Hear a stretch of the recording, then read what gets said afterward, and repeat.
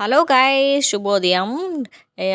పోయిన వీడియోలో చూశారు కదా, నలుగు పెట్టేశారు. నలుగు తర్వాత అక్షింతలన్నీ పడతాయి కదా, అవి ఏమి చేస్తారు అని చూపించబోతున్నాను.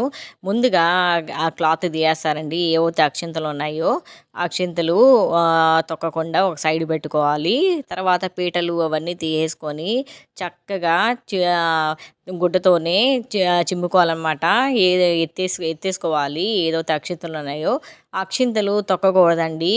ఎందుకంటే పెళ్ళికి వేసారు కదా అక్షింతలు, తొక్కకుండా మొత్తము క్లీన్ చేసేసి తర్వాత పందిరి పైన పచ్చని పందిరి పైన వేసేయాలండి.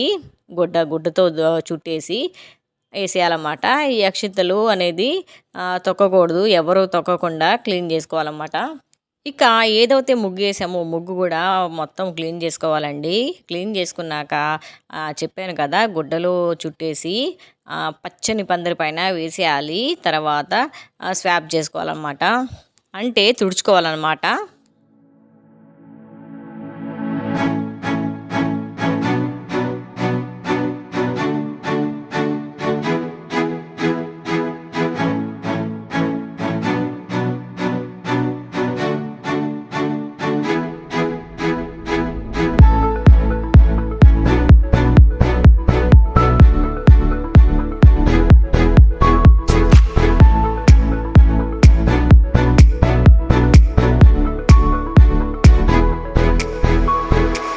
మిగిలిన అక్షింతలన్నీ తీసేస్తుందండి. తీసేసి ఒక గుడ్డలో మూట కట్టి పచ్చని పందిరి పైన కానీ చెట్టు పైన కానీ వేస్తూ ఉంటారు. దీనికైతే పందిరి పైన వేస్తారంట. ఎవరో ఒకరు ఇనిషియేషన్ తీసుకొని చేస్తూ ఉంటారండి ఇలాంటి పనులు.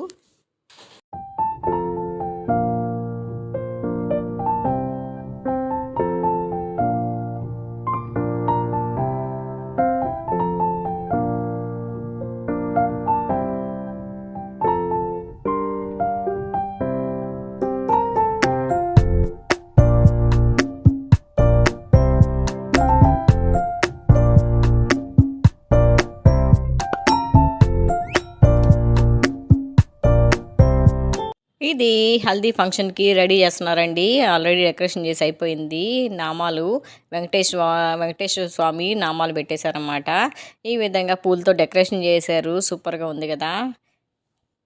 మొత్తం బంతి పూలు, ఎల్లో కలరు, తర్వాత ఆరెంజ్ కలరు, ఇంకా రోజ్ ఫ్లవర్సు, ఇంకా గ్రీన్తో కూడా చేశారండి. సూపర్గా ఉంది డెకరేషన్ అయితే.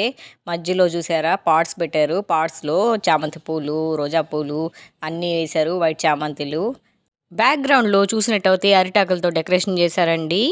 సూపర్గా ఉంది. ఏదైతే స్టూల్ లాగా ఉందో దానిపైన పెళ్లి కొడుకుని కూర్చోబెట్టి నీళ్లు పోస్తారండి. నెక్స్ట్ వ్లాగ్లో చూసేయండి.